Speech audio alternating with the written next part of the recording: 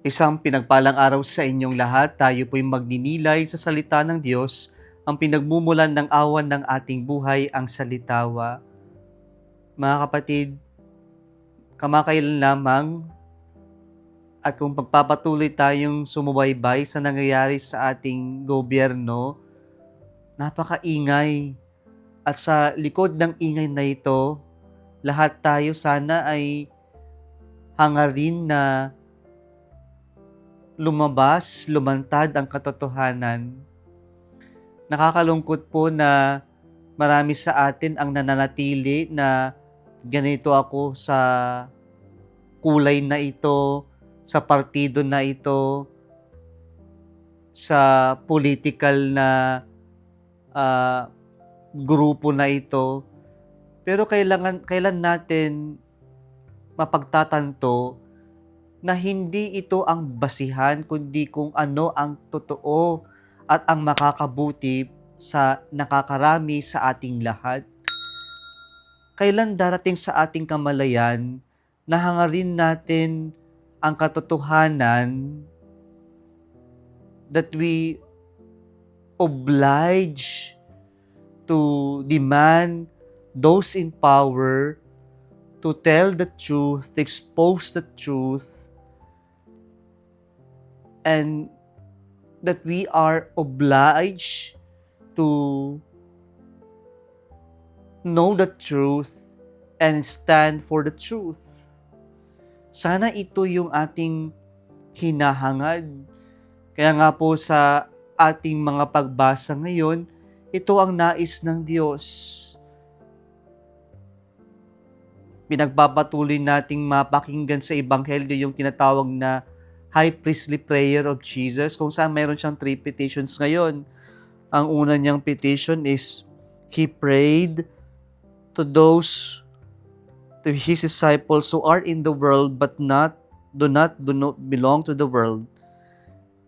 And He prays for our unity, protection from the evil one, and that we may be consecrated in truth. At yung to be consecrated in truth means to be consecrated in the person of Jesus Christ. We can only know the truth if we are consecrated in Jesus Christ. Walang lalabas na katotohanan hanggat makasarili tayo at hindi natin tinatahak yung katotohanan na mula sa ating Diyos. Kaya mga kapatid, sana sa ating pagninilay ngayon, we are like St. Paul sa kanyang advice, we are overseers. As to be united would mean, let us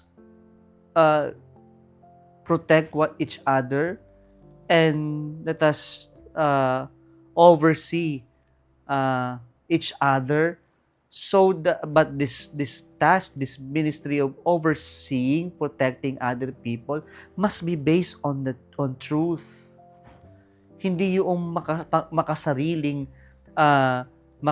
lamang na pag-uugali na tila naglilingkod ka, pero ito hindi para sa iba, pero para sa sarili lang natin. Kaya sabi ni St. Paul sa ating unang pagbasa ngayon, it's better to give than to receive. At ito yung kailangan natin ngayon upang tayo'y tumayo sa katotohanan na hindi na lamang puro tungkol sa kung ano ang matatanggap ko, pero kung ano sana ang mabibigay natin para sa iba, na makakatulong at makakabuti para sa lahat. At yan yung katotohanan na kailangan nating ipaglaban, yan yung katotohanan na kailangan nating i-demand sa mga iniluklok natin sa gobyerno, na hindi lang sila yung tumatanggap, pero bilang pinagkatiwalaan, sanang isipin nila ay kung ano ang maibibigay nila para sa ikakabuti ng lahat. We pray for them, we pray for our country, Sana magkaroon ng unity sa truth, based on truth. At ito'y posible lamang kung hindi tayo magiging makasarili, pero tayo'y magiging generous in not only in thinking about the good of other people of all, but also in really giving what other people deserve from us. Kung nagustuhan mo ang video na ito, huwag kalimutang mag-like, i-share at mag-subscribe sa Salitawa Facebook page and YouTube channel. Muli isang pinagpalang araw sa inyong lahat.